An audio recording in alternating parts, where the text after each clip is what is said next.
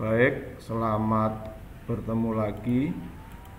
Berikut kita akan membahas bagian kedua dari mata kuliah algoritma pemrograman dan struktur data. Tentu kita awali dengan salam budi luhur.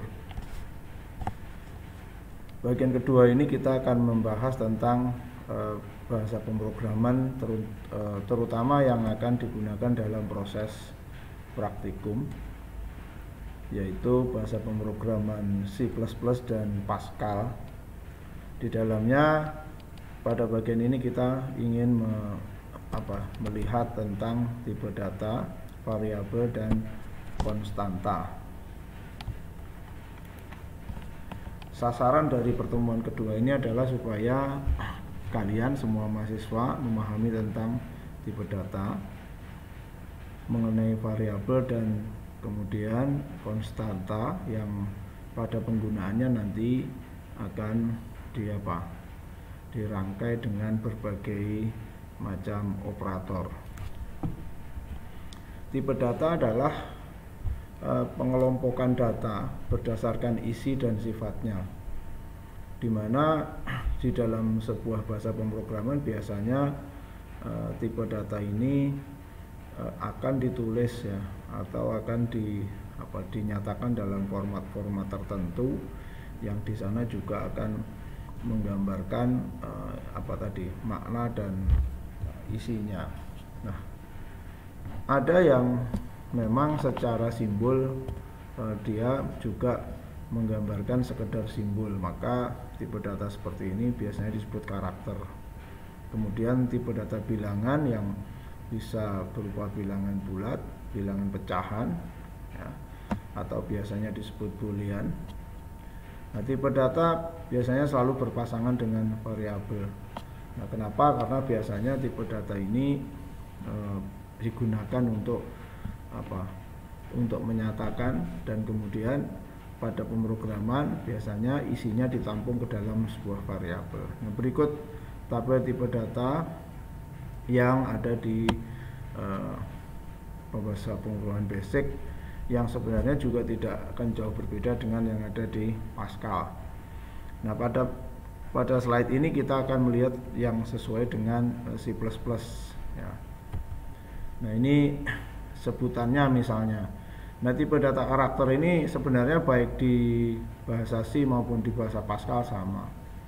Ya, biasanya kalau tipe karakter ini ya bisa terdiri dari karakter huruf atau angka. Jangkauannya bisa dari yang pertama itu yang side net karakter, itu dari minus 128 sampai positif 127. Kalau unsigned karakter 0 sampai 255. Nah, integer ini biasanya dianggap sebagai bilangan bulat, ya, dimana ada yang tipe integer biasa, ada yang tipe integer double, ya.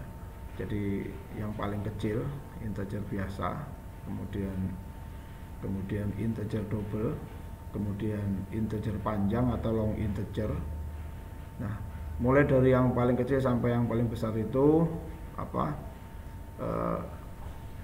menggambarkan bahwa angka yang bisa ditampung pada tipe data integer, kemudian double dan long ini semakin besar.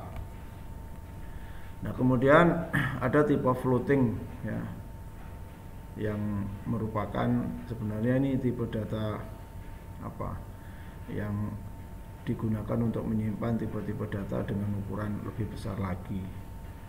Dan ada yang single floating dan juga yang double floating. Nah, pada praktikum yang akan datang kemungkinan kita akan memanfaatkan tipe-tipe seperti string atau bilangan integer, bilangan bulat, dan mungkin bilangan pecahan. Nah, sedangkan variabel itu dalam pelajaran matematika yang sudah kita peroleh sejak SD, SMP, SMA, kuliah dan seterusnya.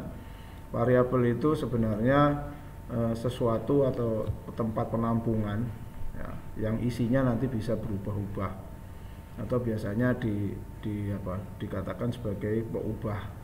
Nah, secara umum variabel adalah simbol atau lambang yang mempunyai nilai. Secara teknis dalam pemrograman yang dimaksud dengan variabel adalah area atau tempat di dalam memori komputer yang isinya bisa berubah-ubah, digunakan untuk menampung nilai atau mengambil nilai tersebut. Nah, variabel didefinisikan, dideklarasikan atau menggunakan kombinasi antara identifier, type, dan dapat juga sekaligus diinisiasi. Jadi pemberian nilai boleh. Nama dari variabel ditentukan atau dikarang sendiri oleh pembuat program. Nah, makanya variabel ini biasanya namanya peubah, itu sesuai dengan keinginan orang yang buat program, biasanya namanya bisa disesuaikan dengan kebutuhan atau kemiripan dengan program yang dibuat. Tetapi ada beberapa aturan yang jelas untuk membuat nama variabel. Yang pertama, tidak boleh menggunakan nama yang sudah ditetapkan oleh bahasa program. Jadi kata-kata atau kalimat-kalimat yang sudah biasa digunakan di dalam sebuah program, maka itu tidak bisa digunakan lagi untuk nama variabel. Nah, kata-kata seperti itu biasanya disebut dengan keyword. Kemudian sebuah variabel itu diberi nama maksimum 32 huruf atau karakter dengan ditulis tanpa adanya spasi biasanya. Jika ada ingin menggambarkan nama variabel itu berbentuk kalimat terdiri dari beberapa kata, maka biasanya spasinya digantikan dengan tanda katakanlah underscore atau garis bawah. Huruf besar dan huruf kecil berbeda ya kalau kita gunakan case sensitif. Tapi kalau kita tidak mengaktifkan case sensitif ya tidak masalah. Karakter pertama harus huruf ya atau karakter garis bawah, ini biasanya, jadi tidak boleh angka. Dan karakter berikutnya boleh huruf atau angka ya, misalnya nilai 1, nilai 2 gitu misalnya, atau misalnya nama 1, nama 2, X1, X2 gitu misalnya.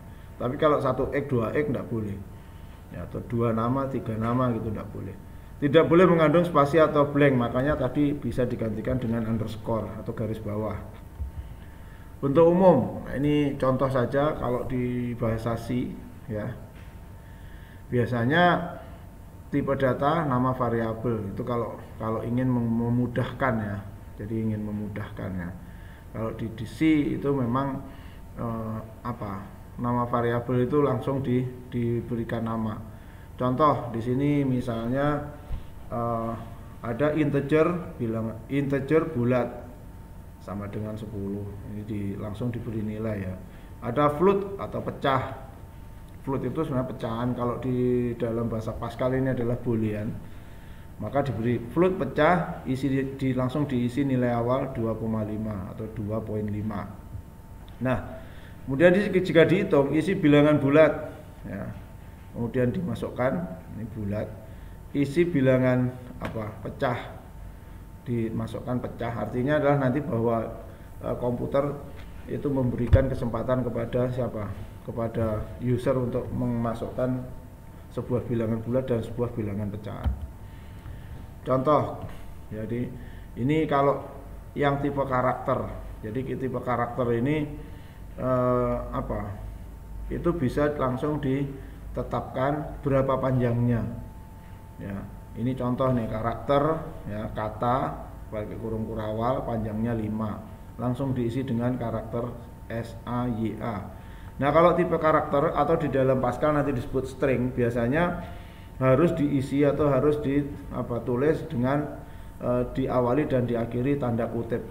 Nah, ini tanda kutip double, kalau di Pascal cukup tanda kutip tunggal. Kemudian ini masih sama, integer bulat diberi nilai 10, float pecah diberi nilai awal 2,5 dan seterusnya.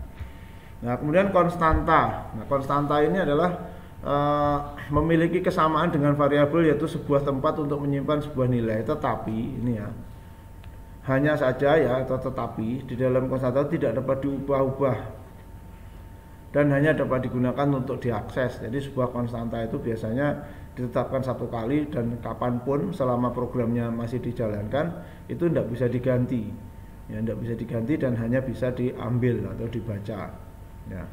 Ya misalnya apa? Ya misalnya kalau kita ingin mengukur atau ingin menghitung rumus rumus lingkaran misalnya atau keliling lingkaran, nah, maka di sana ada konstanta yang didefinisikan sebagai pi gitu ya. Kalau jari-jari lingkaran bisa diganti, misalnya kalau rumus luas lingkaran misalnya pi r kuadrat gitu ya. Kalau panjang kalau panjang atau keliling lingkaran misalnya pi r gitu ya.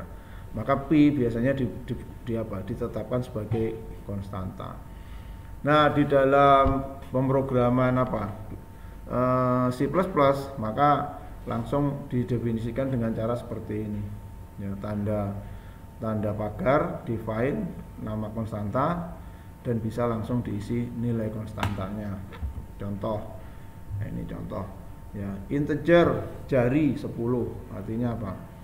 Ini kalau integer jari-jari ini maksudnya jari-jari lingkaran 10 ini berarti. Ini integer ini berarti ini yang variabel, sedangkan konstantanya yang di atas ini. Jadi tanda pagar define pi sama dengan 3.14 ya. Jadi keliling lingkaran dengan jari-jari 10 nanti kalau di print, kalau dicetak ini dihitung adalah 2 kali pi kali jari-jari ya. Jadi 2 pi r gitu ya, kelilingnya ya.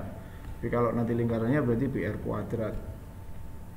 Kemudian itu materi yang akan kita lihat di bagian 2 yang nanti praktikumnya akan kita lakukan ya, baik silahkan bisa menggunakan bahasa C++ maupun menggunakan bahasa pemrograman Pascal. Nah, ini bagian kedua dari video kita yang nanti di minggu depan akan dilanjutkan ke materi ketiga. Demikian, terima kasih video ini, selamat menonton dan selamat nanti mencoba contoh-contoh praktikumnya bisa dengan menggunakan C++ maupun dengan menggunakan Pascal, dan berbagai contoh listingnya nanti akan saya kirimkan. Terima kasih, sampai ketemu di video berikutnya, dan pada akhirnya salam budi luhur.